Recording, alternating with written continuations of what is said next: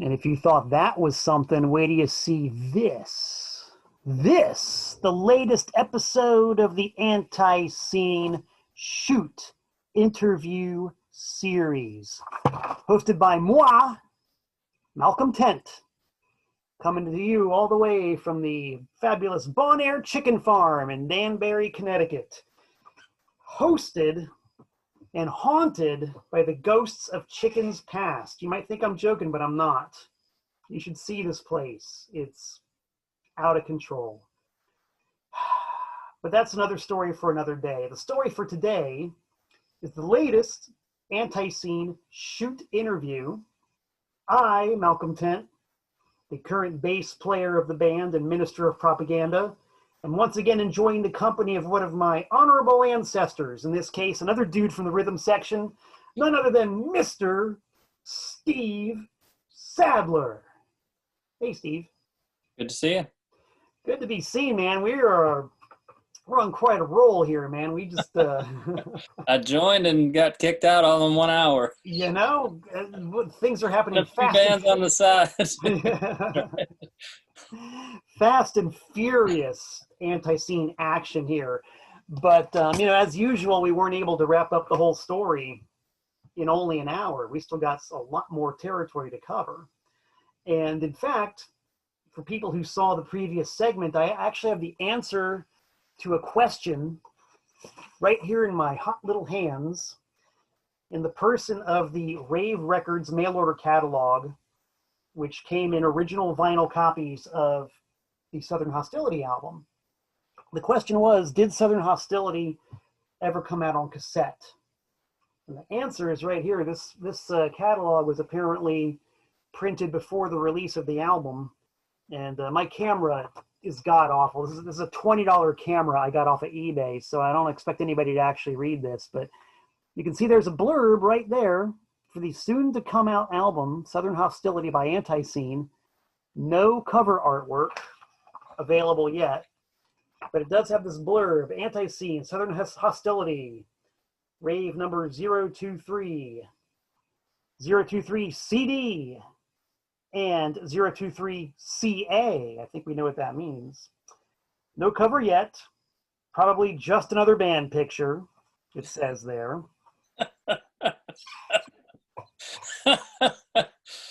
Smart guys over at Rave. And then the shill is, we are still in awe that this release is coming out. Should be a gigantic release. ANTiSEEN finally get into a 24-track studio and have matched the power of a live set. These North Carolina hoodlums should be kept away from young children and teenage daughters. Limited LP pressing of 1,000 only, CD, and cassette. LP, cassette, and CD. Now we know. That credibility survives for another 10 or 12 minutes. Well, the old saying, 15 minutes of fame, Right. 37 years of infamy. For some reason, the last time I looked at my box of stuff, those were the two things that ended up in my hands, was the cassette of Southern Hostility and the Jack Star cologne. Jack Star cologne? Pretty sure wasn't it Jack Star that made the cologne? I don't know. Tell me. Yeah, it had a picture of us on the front. Well, now I'm going to have to find it and show it to you. You need to find it. I think it was limited production, like maybe one or, well, four maybe. I ended up with one. I don't think I was the only one that got one. But oh, my God. it was special. That underlines one of the great regrets that I've always had in my life. I'm a man of very few regrets, but I really do regret this. There's one time when ANTiSEEN played CBGB in the big room. Were you there? Were you in the lineup for that one? I was at the soundboard once and on stage once. Okay. So then you were probably there when, after the set was over, ANTiSEEN went across the river to Hoboken so Jeff could play scrubboard with Jack Star. Mm. And at the time, Jeff said, man, we're going over to Maxwell's to play with Jack Star. You want to come along? And I didn't know who Jack Star was. So I just said, nah, I think I'm gonna I'll sit that one out. I got to drive back to Connecticut and open the store and blah blah blah. I missed seeing Jeff Clayton play live with Jack Starr. It kills me to this day. Just saying. Were you there? Do you remember that happening? Well, this is a great example of the shallowness of my musical knowledge that I referenced in the earlier episode. All indications were that I was there, but apparently I didn't appreciate it. Oh, Which makes it even worse for you, sorry. I know. There was somebody there standing in your place. You're probably like, when is this going to end? When? No, I wouldn't have gone quite that far. Well, Jack Starr is definitely an acquired taste, so I couldn't necessarily blame anybody for thinking that way, but yeah, It's going to be quite a scandal if he never made any cologne. Yeah. Well, we're trusting you, man. You mentioned earlier about having maybe some show and tell goodies. So by all means, at some point, break out that box. Cause in the future, yeah, I'll have to definitely some of those limited print T-shirts and that sort of thing. But just love that stuff. The T-shirts are always the first things to go. Like even like ANTiSEEN T-shirts. Going all the way back to my first Blood of Freaks T-shirt way back when. What'd you do with the T-shirt? You wore it until it fell apart, and then you threw it away or used it to wash the car or wash records with, in my case, and until it was just rags and you threw it away. Oh man. I wish I'd saved a couple dozen of those T-shirts. But what are you gonna do? You saved a couple. What's that? Always lack of space in the future too. Yeah, there's always something, but it's so easy to save the records. And so, I guess it's good that we all at least save something, because now we can do a little show and tell. Right. Talking about your stint in the band. And I'm pretty sure that all of my efforts to the contrary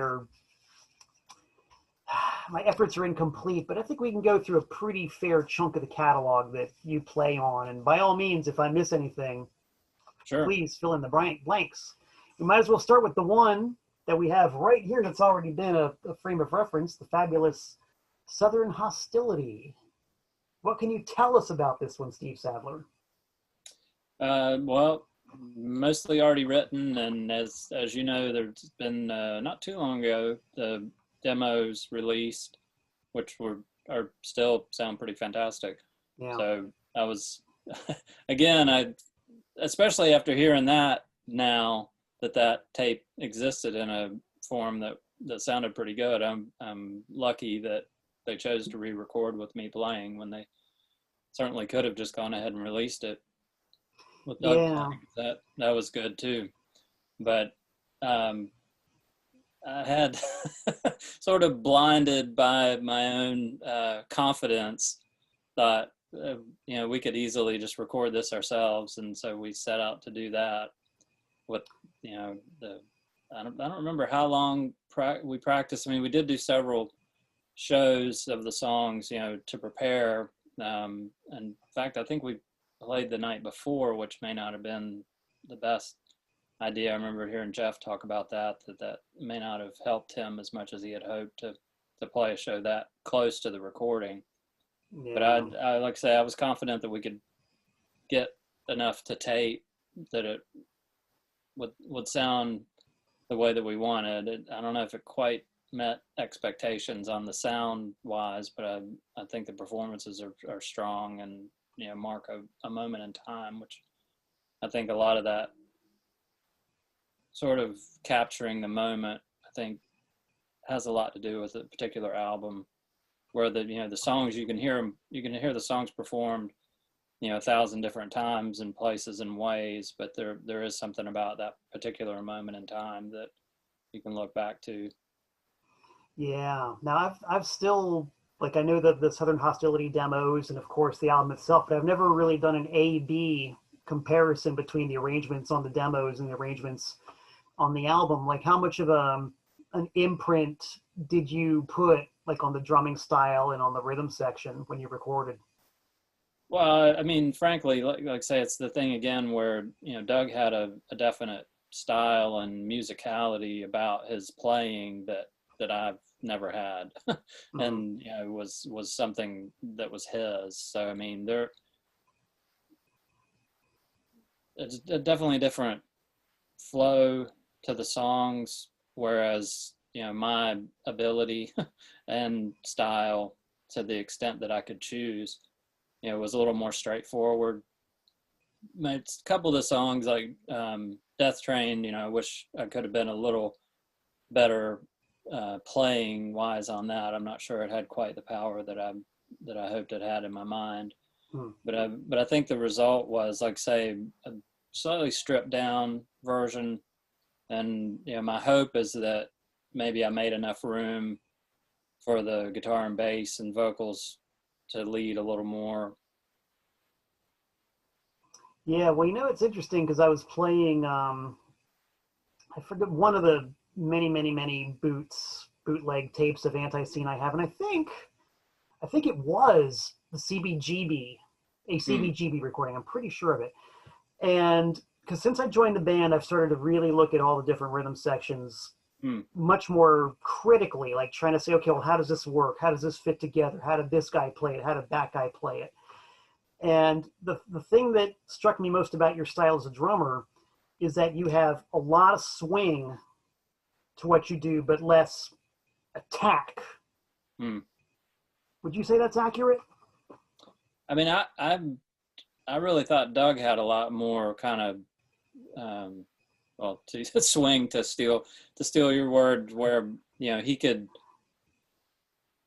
wander and come back in a way that made it exciting instead of feeling like it was off. I mean, it was things I think he was doing on purpose, but also just he had that ability and rhythm that he could, you know, think more about the song than about his playing. I usually still had to think a lot about my playing, whether I was going to be there, you know, when I needed to be there. And then, but live, inevitably, which I'm still guilty of, you know, I'll lose sense of time and everything just from the energy of playing, because I really do still enjoy just playing on stage. I mean, it's fun to practice and write and come up with new stuff, but to me, it all really comes down to being able to play out. And again, it doesn't matter if it's the number of people or the place or whatever. Just, you know, if you can get in there and play original music, especially stuff that you participated in writing. I mean, it's hard to describe the energy that happens on that. It's something I still really enjoy a lot, and it was particularly powerful at that time with ANTiSEEN, because, like I say, each member that I was surrounded with, you know, brought this really powerful attack to everything that they were doing, and I think shared in that love of that moment of connecting amongst ourselves, but also with whoever happened to be watching or participating. Yeah, definitely. And I think that's really the reason that we all do it, because without that connection, you might as well just be in the rehearsal studio playing to the wall or whatever. Right. Now there's another full-length album. I do believe. See, once again, I mentioned earlier about how really at the end of the day, it's funny that someone who's such an archivist as myself, I'm so bad with dates and so bad with, you know, times and things like that. But if my memory serves me correctly, this one predates Southern Hostility, the Murder Junkies album. Yes, I think so. I don't know how the release dates happened, because I was trying to go back and look at some of the release dates, and even some of the release dates on the singles and stuff are really not particularly helpful. I'd have to look at what it actually says on the record, but this is an example of kind of what I alluded to with what could have happened with Southern Hostility, is that they already had songs recorded with Doug playing drums that were, you know, in a good quality recording from Peninsula Sound that they could be released. But it was because of the plan of having these songs ready for Gigi to be able to sing on top of, which he did. But, and I don't know a lot about the process that led up to all of that. And actually, I'm trying to remember.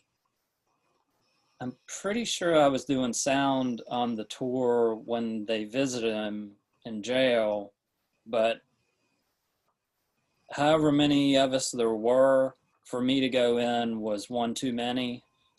So I was the one in the van in the jail parking lot. Great I don't place know to be. I don't know what all was discussed in there and all the arrangements that were made there, but the majority of the tracks on that were already recorded in a format that was ready to go.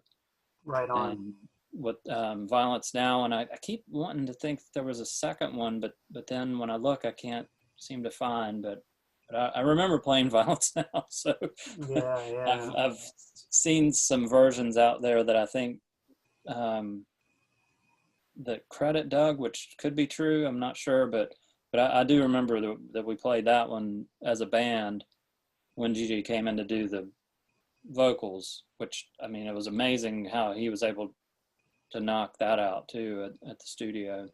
Right.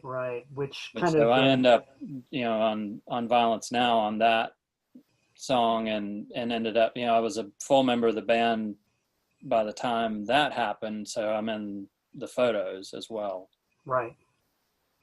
Right, and the rehearsal video also, yes. Oh yeah, right. Yeah, there's a warehouse video of that, which is pretty intense. I mean, that just right. by looking at the video, that's as intense as any gig you're probably ever likely to see. Yeah. I mean, that's not your regular practice. So what do you remember about that session in particular? The studio part, I mean, and I know other people have said this too, but just how seriously Gigi took the process and how he wanted everything to work, and how prepared he was for what he wanted to happen. And like I say, it's a studio that ANTiSEEN had done stuff before, but it was still a studio that did a wide variety of music. So I mean, it's not like they were shocked by what he was doing per se or anything, but I mean, he was really professional about his approach to how he was doing the record. Right on, which I think belies some of the mythology that kind of surrounds the man. Yeah, and like I say, this is another example where I was there, but still sort of somehow on the edges. I didn't certainly know him as well as any of the other guys did, but got to spend some time with him, and it's that thing of that gets said, two things can be true, where the musician that he was and the show that he could put on was 100% him and real, and however you want to characterize it, but just as real was the person that was doing the recording and taking it seriously, and putting a lot of thought and effort into it, and being kind and supportive to the people that were respectful of him too. Yeah, that's what I came away with. Yeah, I mean, because really, nobody can live their persona 24 hours a day, really. Right. Got another one here. I'm just grabbing these completely at random. Sure. Unless you had more to say on that one, I'm not trying to cut you off. I'm just looking at this. No, just like say, it ended up being a good experience, and like say, and then having the opportunity to do an actual recording live, I thought was a great experience too. And of course that album and two is one of those that people are always very excited to ask you about, and which is great, but it is amazing, the dedication that his fans have, and And I know Jeff's talked about too, about how the overlap, you know, I think has generally been a positive thing. Yeah, I would say so. It's like, you know, a rising tide lifts all boats, as the great saying goes. And yeah, I guess why did you guys do that rehearsal session on video anyway? Just for the hell of it, or was there a reason for it? I don't really know. I mean, thinking about it now with how easy it is to make videos and all that, it's to me pretty amazing some of the things that got recorded, like some of the stuff that's available now that are transfers from VHS, you know, that somebody took the time to bring a big VHS recorder to a practice or a show or just hanging out or whatever, and you know that now that's available is another area to me that's pretty amazing. Yeah, definitely. And that is really worth addressing when you think about the trouble that, because Barbecue Young recorded that, if I recall correctly. Okay, because I was going to say I'm not even 100% sure who recorded it. Yeah, pretty sure it was Barbecue, because I remember I was visiting the Young brothers once, and he had the master VHS tape, and he made a copy of it for me. But yeah, think about what he had to go through. This giant-sized video camera. It was probably about the size of a, you know, small suitcase. Right. And you have to, you know, put the VHS tape into it. It probably weighed God only knows how much. It was bulky. It was cumbersome. And you had to sit there and hold this thing the whole time. If you were really loaded, maybe you had a tripod. You could put it on the tripod, you know. That was a pretty expensive exotic item too, you know. A lot of effort went into that. But we're glad that he made the effort because it's a hell of a document. Definitely. All right, here's another hell of a document as we get into. And then you know the word. I remember Atlanta in particular that he came up on stage with us too at Masquerade. And then we did we played a show where he did his own set. I can't remember the name of that club right now, but you know, so there were a couple of times when I was in the band that there were shows as well, but was that certainly not. I think my understanding is, you know, he toured that material a lot more later. Was that show in Atlanta was that on Valentine's Day? Do you remember? I'm not sure. Because there is a video of a Gigi set for Valentine's Day in Atlanta, and Jeff is there. Yeah. Were you there for that? Well, I'm not exactly sure how it all worked out, but my memory was, you know, it was our show, and I don't know how he was there or if it was set up for him to be there. But I seem to remember Violence Now. There may have been another couple of songs that he, you know, came up and played with us. All right, internet research team, get on right. that one. Yeah, and I agree with you. I've seen like a video somewhere out there of a couple of songs, and I think that's all there is, was just a couple of songs. So I don't remember doing like a full set or anything in that at the Masquerade one. There's another one that's a full set, but that's at a smaller place. Yeah, and I cannot for the life of me remember the name of the venue, because I know that one's on video for sure. Whatever. Internet research team, once again, get on it, please, and help a couple of old men with faulty memories remember what the hell it is we're talking about in this case. Oh, my God. All right, here's another one. This is a very mysterious and enigmatic and extremely raw-sounding record. I asked Thomas O'Keefe about this one. What's your memories and or impressions of the Vault of ANTiSEEN?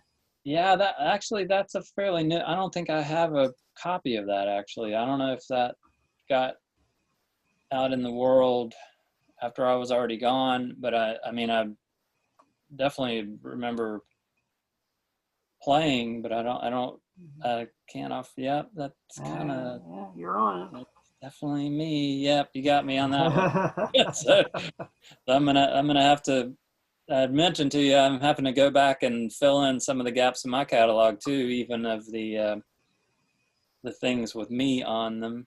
Yep. I'm just very partial to this particular copy of the record because it's a numbered limited edition, and you know, typically people go after the low numbers. They want number 1, number 2, number 3.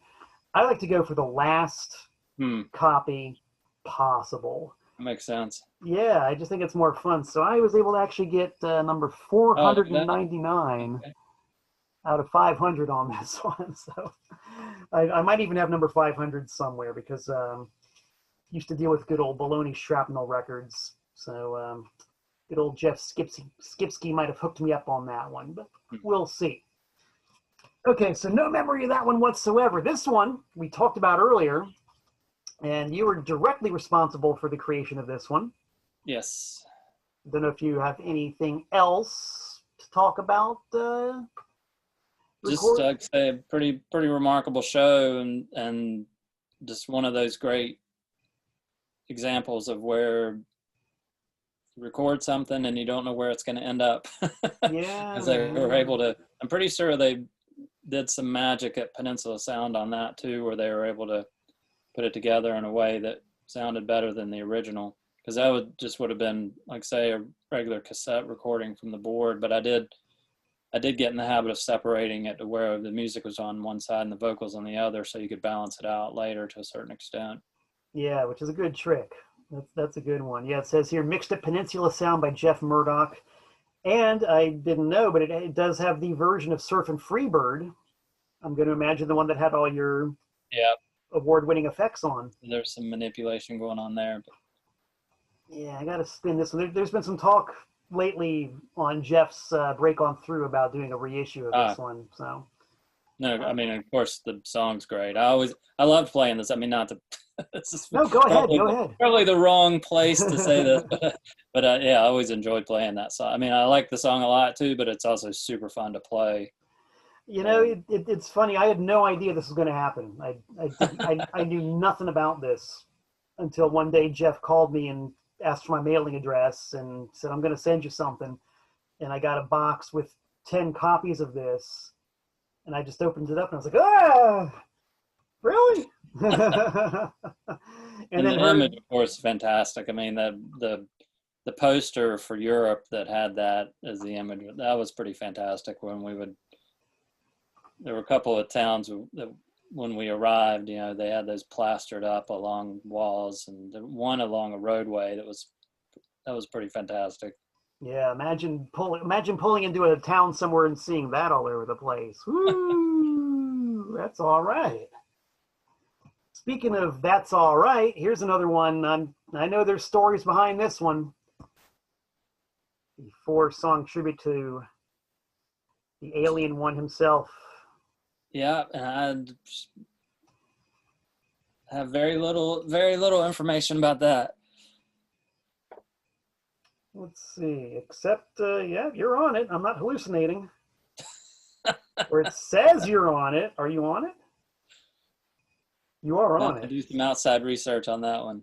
Oh. To be honest with you. Okay, well, let's just wing that one away. Let's just pretend that never happened. There are other versions that have been talked about that I don't know what stage of development things are at. That's right. Yeah, okay. We're going to kayfabe this one. Next, and every time I pull this one out, I just have to mention this is maybe my favorite single, anyway, by the almighty ANTiSEEN. I love this record. I think this record is conceptually perfect from start to finish. The songs, the cover, the performance, the production, everything about this record kicks my butt. What do you got to say about this one, Steve Sadler? I agree with you. I mean, definitely artwork, everything, way everything's put together. It's pretty fantastic. And that was a great example of Jeff and Joe kind of bringing me along with a style that maybe didn't come naturally to me, which I think we managed to pull off on the song itself, and turn into something that was really fun to play live, especially the washboard part. Yeah. The live aspect of that too. This was a song that I really, really, really wanted to play in the current lineup, and we actually did do it once when we played the great big Rule Breakers Ball in San Antonio, and we got to put Fornication in the set, and I was a happy guy that night. Cool. I mean, talk about swing. This song's got such an awesome groove to it, and it's just so much fun to play on the bass. Love this one. And this one, it's crazy, I'm not remembering, but this is the Jack and Dino session stuff too, right? Yep, and Dino. And Dino, sorry. So, which, I'll say again, it's my, the shallowness of my knowledge may surprise you. But that session was somewhat fraught by, again, my bad decision making, because for some reason I decided to drive the last leg into town, so I was pretty tired that day and not playing particularly well. So any good takes that managed to make their way to tape was because of great patience on everyone's part. At one point I ended up, I was getting frustrated because everyone else was getting so frustrated with me, and I thankfully just took a walk around the block and things were a little refreshed after that. That's how I remembered. I hope that's how it worked out. But because, of course, we were confident about going in the studio, but we also, wanted it to turn out well, and it was something that we knew was important, that one way or another was going to get used in a way that we thought a lot of people would like. So yeah, there's also another release on the fabulous Rave label. Yeah. I guess you guys had a few things out on Rave. Rave must have really done right by ANTiSEEN. I know that when I had the record store, I was always able to get Rave releases, which I couldn't always say about certain labels. A lot of labels have real spotty distribution, but Rave was always right on top of it. Now, when you guys, say you go into the studio to do a single, because this one's got Fornication and I Can't Control Myself. Did you guys just focus in on, say, for example, the 2 songs on this record, or would you typically cut something else for whatever reason? It kind of, to my memory, it varied a good bit, because they kept really busy trying to figure out which releases were going to happen when and with who, and how all that stuff was happening. And my memory with that particular session is that there was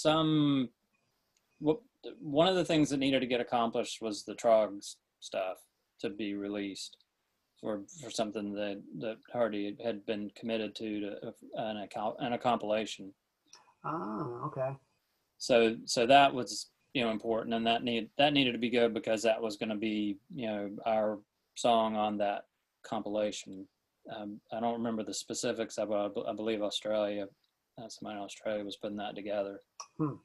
So, and again, there seemed to be a lot of moving parts going on at that time, because I was actually looking at a tour schedule that talked about us, having that day for recording. And of course, I think the version I have may have been written by Todd Cody of Rave, but it says, for upcoming Rave release. But my memory was that session also had the potential to be, other releases, maybe Sympathy, maybe Sub Pop. So it wasn't, my memory was, it wasn't 100% clear when we went in where these songs were going to end up.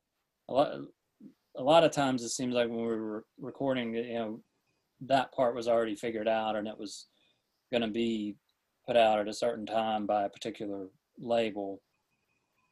But they had so many different potentials going on then that my memory was that we weren't 100% sure which direction things were going to go in the next couple of months with those particular songs.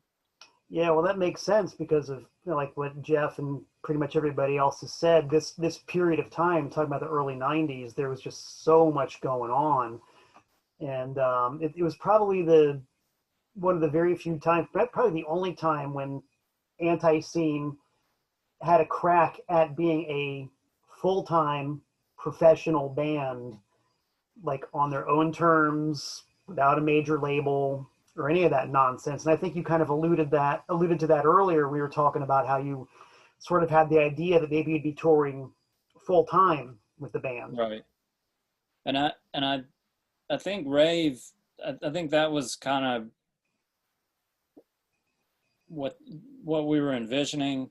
And, you know, just sometimes things go a certain way or in a different direction, that kind of thing. And I mean, like say I probably was a factor in that too, because I think, you know, once Greg started playing drums and things stabilized, they did do some longer tours as well. So, you know, that may have been a factor as well. But, and I honestly, it's especially listening to some of what Tom was talking about in one of your earlier episodes, you know, about how he was already at that point really good at doing booking and managing everything and making sure everything was lined up correctly. And so this aspect that he talked about how everybody kind of had their roles that were really important and moving everything forward, you know, I probably I had probably the slimmest contribution at that point. I mean, I really just played drums. Right. But, you know, I didn't, and by that time, you know, Todd was doing sound, and I mean, he's great. So, you know, I wasn't really doing that. And most of the time, Jeff Young was with us too. So he was really good at doing the merchandise and, you know, all the other things that have to happen to make it all work. Because I know some of the earlier shows when I was just doing sound, you know, I tried to do the merch booth too, and I was not very good at that either. Nah, you really can't do certain that. personality, and Jeff definitely had a lot more talent in that area than I did. So yeah. Some of these, like I say, I may amaze you at how little I know about certain things because I really was just playing drums. Right on. Well, no drummer jokes, no drummer remarks, I promise. We'll just keep rolling right along here as if everything's okay. Right. There, we got another one here. This is a perennial favorite. Speaking of Todd Goss, the sound man who succeeded you in his slot behind the board on his very, very fine label, Jettison Records, out of Durham, North Carolina. This might be the first ANTiSEEN release on that label. Don't quote me on that, but hey, another timeless classic. Yes, it is Psycho Killer. Yeah, and I think that's the other odd thing. I'm trying to remember how the timing worked out, because they had to be pretty close in time, that the multi-track recorder that I rented from a friend here in Myrtle Beach to do Southern Hostility, we managed to set up for that live show also. Oh. So it's basically the same format, but, you know, taken direct from the board. That, like I say, that's my memory. Todd would certainly know, but I think that's how that ended up happening. Instead of being, you know, just a straight board tape, that we were able to use the direct outs of the individual channels. Right. Yeah, it says here, Side A recorded at Mama Clayton's Craptone Studio, way out in bumfuck North Carolina. Will you vouch for that? Yes, I don't. They may have changed the name of the town by now, but. And then the B side, recorded at the Blowjob, the Blowout in Charlotte, North Carolina. I'm sure there's a story behind that venue. Thanks to the stripper chick who made the gig more interesting. And also thanks to Barbecue Young and various others. Yeah, I think that was another one of those places that wouldn't normally have had punk, or if you want to say alternative, I mean it in that the alternative as what it meant back then, if you know what I mean. Oh, I know what you mean. It was a slightly smaller world of that. So I think she may have been one of the converts I mentioned. That she may not have known that's what was happening at that club that night, but ended up liking it anyway.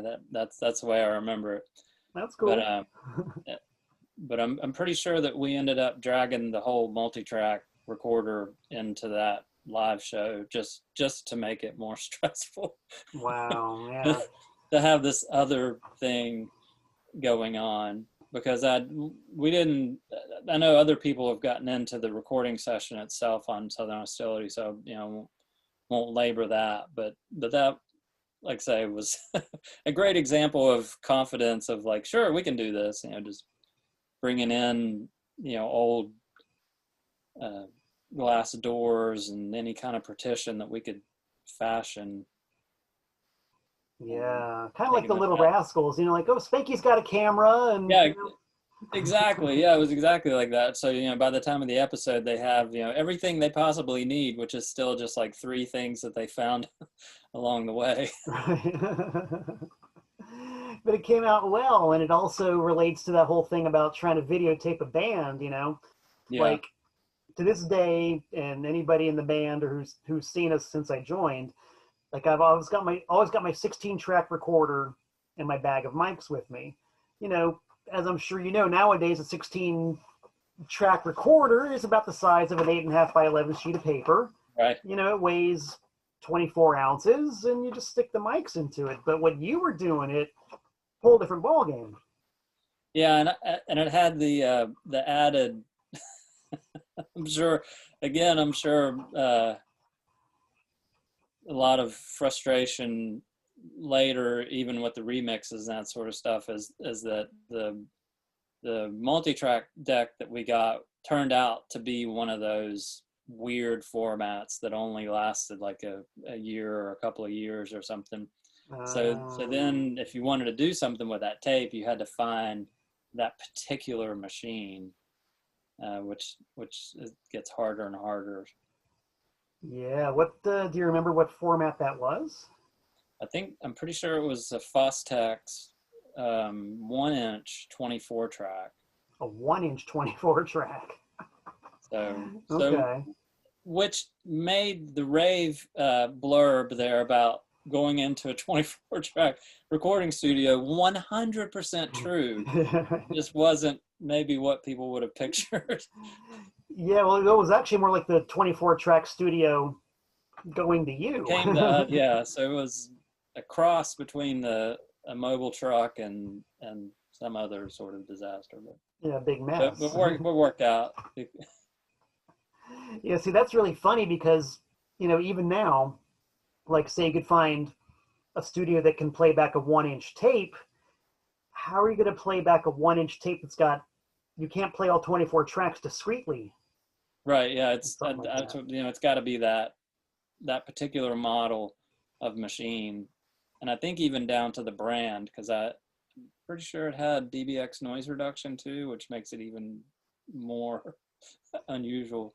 Yeah, no, go ahead. But it all made sense at the time. It's like, hey, yeah, I know a guy who has a 24-track machine that we can just do it ourselves. Yeah, and we did, and it came out, on schedule, under budget. Right. All those important criteria. Made the label happy, if nobody else. Exactly. And plus, it survives today. I mean, it's with all the quirks.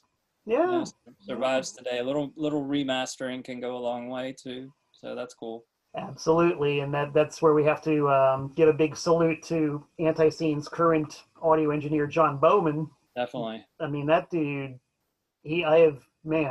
I've sent him some stuff that I thought was total garbage, and he's resurrected it. And I'm normally not a digital man, but digital's got its uses.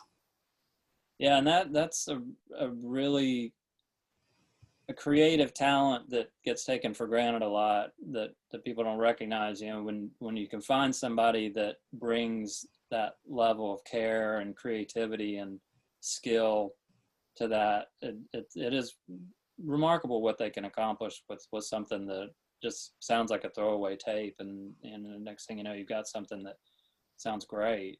Yeah, absolutely. Absolutely. So John Bowman, Mazel Tov. I have exactly one record left in my pile, so I might be, if I'm missing anything, please be sure to Okay. jump in when I'm done, but I figured I would save the best for last. I know you've heard some commentary about this one, so we might as well get your side of the story. You know what's coming up. You know which one I'm talking about. It looks good for them to care. Lay it on the line, Steve. The people want to know. Everybody wants to know. Well, the artwork's really cool. And Yeah. Okay, we're starting off on a positive footing there. Like I say, I never knew him personally, but I knew of him around New York back then, and so I mean, I don't know how that part happened, but that was a really cool surprise, and as like say, is another one of those enduring things that has turned into kind of its own creation as far as the artwork on the front and the back. Really, I mean, are pretty remarkable. Yeah, and of course, "Fuck All Y'all" is amazing song, and that was one of the songs that was the exception where we wrote that a little more together, so I felt like that was a little more something that I came up with, except for the pause part, which Jeff told me the count for that, which I still love. That is one thing that I miss in the modern version of that song, is that the count was odd to come back in on that recording, and when I was in the band, that was the way it was played. It makes sense. It makes more sense, I guess, musically now to do a more regular count, and I could see where it makes sense to do that. But that was a quirk part that I really liked, that it had this kind of like you were waiting too long to come back in, which I always thought was really interesting. Yeah, I would imagine. Oh, I'm sorry, go ahead. And that was another, both of those songs, again, my memory is that there were these moving parts going on about whether something was going to happen with Sub Pop, or whether it was going to happen with Sympathy, or putting it out ourselves, or Rave, or how things were going to work out. And like I say, Jeff would probably be the best source on this, but my memory was that we had "Fuck All Y'all" and that everything was great, and we were getting ready to tour, and there was a lot of other things going on, but we did need a B-side for whatever this thing was going to turn out to be. And Jeff knew that I had recorded some songs with Scott Free, and I gave him maybe a live tape or something. Anyway, gave him a tape of that, and that was one of the songs he mentioned about doing. And again, my memory was it had a lot to do with the time constraints of being able to deliver a complete song that he was okay with for this B-side of whatever this other thing turned out to be. So, and like I say, that's a song that there's not a lot changed in that. Again, I've ended up in the strange position of playing drums on a song where the original drummer is way, way better than me. so it's an approximation of what those drums are. And then I thought it was really nice of them in the definitive history to credit that as a cover song, which he didn't have to do that. But so that was really nice that he recognized that as that it was a complete song that was written by me and the band Scott Free. So I thought that was nice of him to acknowledge that it was sort of a cover. But that's my memory of where that came from. And I'm not, if we played it live, it was only a handful of times. And I don't remember playing it live very much. Also one of those interesting, like you talk about moving parts and not knowing about how everything's going to end up. That song was actually marketed as the A side, and Fuck All Y'all was the B side. Yeah, which again is still surprising, especially now when you see the impact that Fuck All Y'all has had. And I mean, because and again, that's still one of my favorites and is super fun to play and Yeah. all that. And so I'm definitely glad to be a part of that. Obviously, I have a certain amount of pride in having a song I wrote on an ANTiSEEN single too, regardless of where the reviews may land. It exists, regardless of what anybody thinks that's right, it about it. exists, and whether you like it or not, you own a copy of it. That's right. I got it, and it's an A side, not a B side. So fuck all Right. y'all. And I don't, like say, the only thing I can imagine why that happened would be the artwork. Maybe I don't know how that choice was made, what the A and the B side were. That could be. I mean, it makes a very effective front cover. You got to admit. It Yeah. just fills that cover right up. You know. The Piz. I think I just had. I mean, there's so much great cross pollination between the graphic artists and Yeah. you know, the bands and, you know, gig flyers and tour posters. Oh yeah. It was, if I dare say, almost like the Summer of Love when you had, you know, all this awesome Fillmore East posters and stuff. Truly a golden era, the 1990s for music and art, and ANTiSEEN was a part of it. Still But it's are. still yeah, it's still, and I mean, like I say, I don't know the ins and outs of it now, but it also was still that community aspect of like, well, hey, we should do something with them, and then like, so then you'd go do something with somebody, or you could collaborate with somebody that you wanted to do something with, and especially when you're dealing with two people who are able to make their own decisions, like say that their work isn't owned by somebody else. Right. You know, you can say, sure, yeah, you can use that, or you can do that, or just give me credit, or, you know, do something for me. And that all worked out. And then, you know, maybe at the time you realize it's going to be something cool in a few years, but you know, the stuff that I've been fortunate enough to be around is usually just trying to make it the best you can at the time. And that's the stuff that ends up lasting. Right. Right. Yeah. I can just speak for myself. I never ever thought, like, since the day I got into this whole racket, I never thought about what kind of impact it might have in 1 year, let alone 35 or 36 Right. or whatever. You know, it's like what you're saying. It's just a matter of getting the job done right now as best you can and moving on to the next one.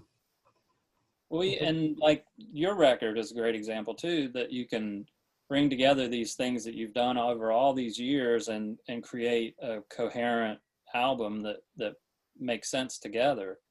You know, even though you've had all these different influences and ideas over the years, but it can still make sense together.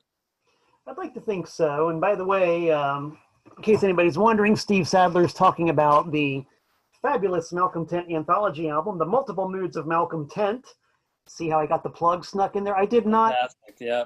did not ask Steve to say that or Nope. anything. It just We did not discuss this before today. just sort of happened, but it is available. This is the CD version, but the LP version is there. It's a 14 band, 14 song anthology of my stuff from 1983 to the present. Includes an exclusive unreleased live ANTiSEEN track. So you've been warned. Steve Sadler says it's good. I have, yes, publicly. There you go.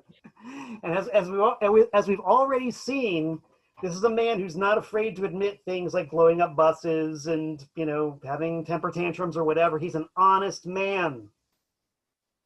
So To the thank you, extent Steve. possible. Yes. That's always been one of my favorite phrases. That it's the truth to the extent possible. Maybe one that serves you well in your current profession, I might dare say. Probably, yeah. I might dare say, okay? I didn't state that as an absolute fact. I might dare say. So did I miss anything? That's all the ANTiSEEN records I have from your era in the band. Is there anything you can think of or want to add? just going back through just history wise, I was trying to see, I can't quite figure out dates, because I was trying to figure out some dates on that again, the band was kind enough to give me a production credit on the Kill the Business single, which is also great.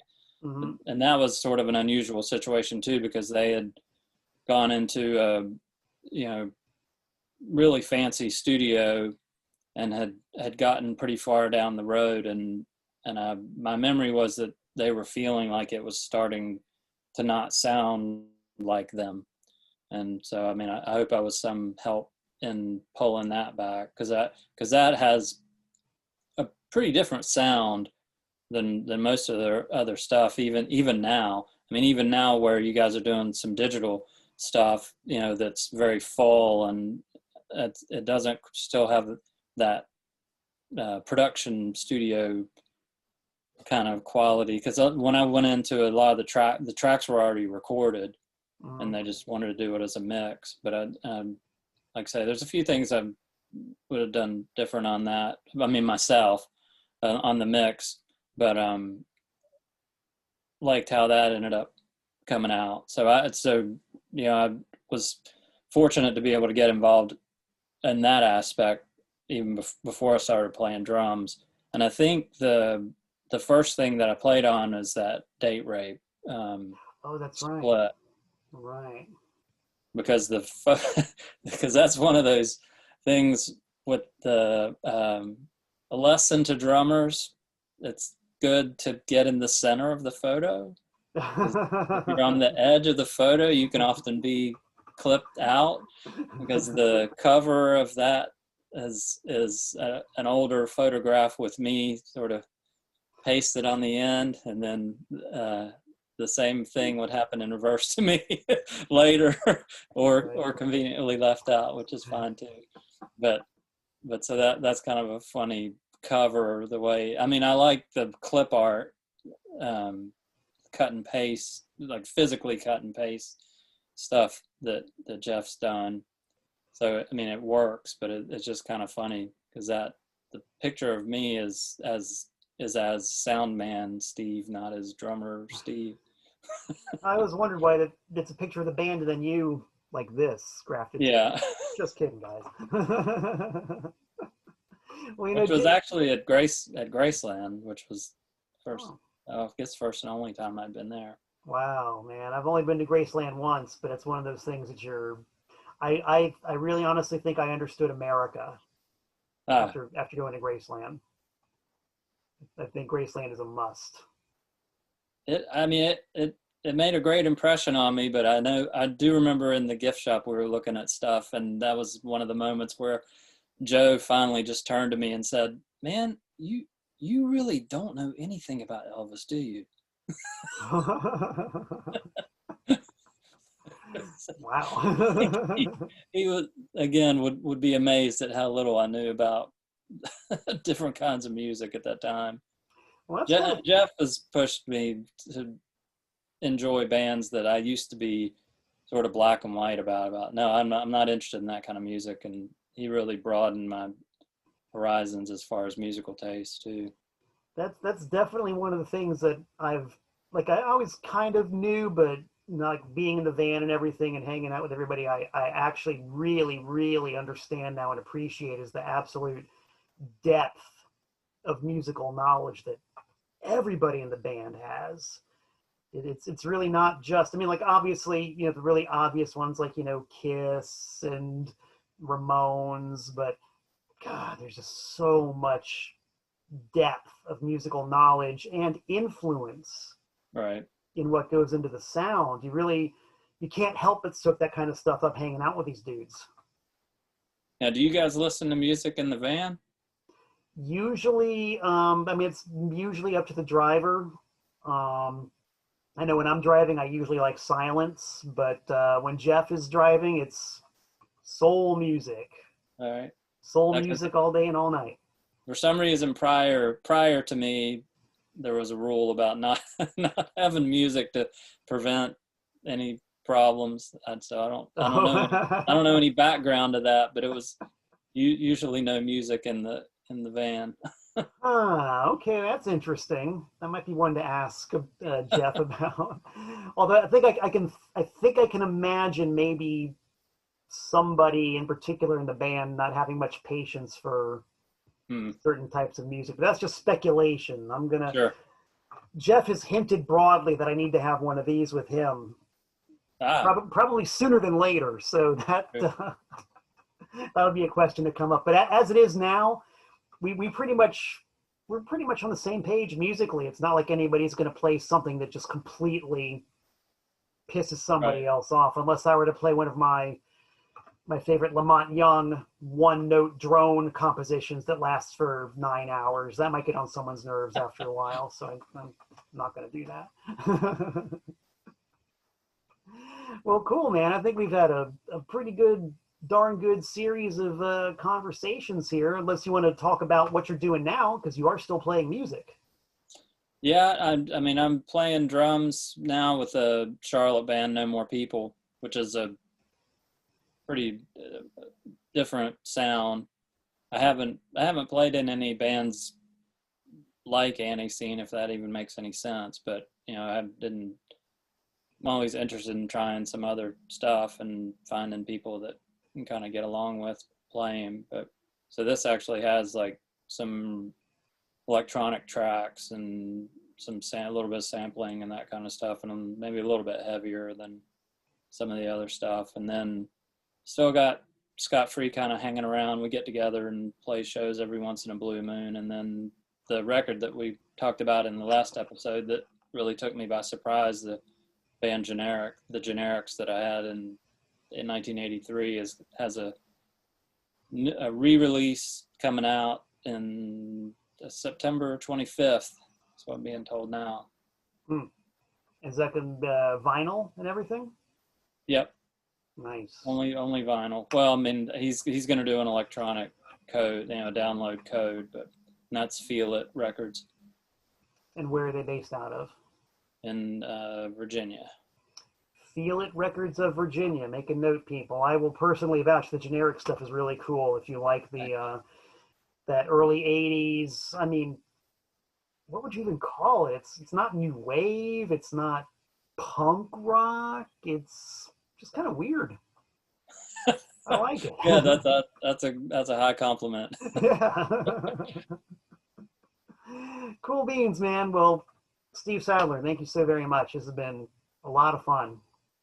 Appreciate it. And yeah, all you people out there who are watching, keep an eye out for more ANTiSEEN Shoot interviews, because there's plenty more in the pipeline where this one came from. And of course, be careful to pay real close attention to me, Malcolm Tent, current bass player and minister of propaganda from the almighty ANTiSEEN. Look me up on Facebook, Instagram, my YouTube channel.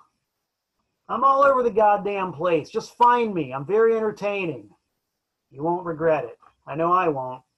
So yeah, until we meet again, wherever it may be, in the ether, in reality, on dry land, somewhere,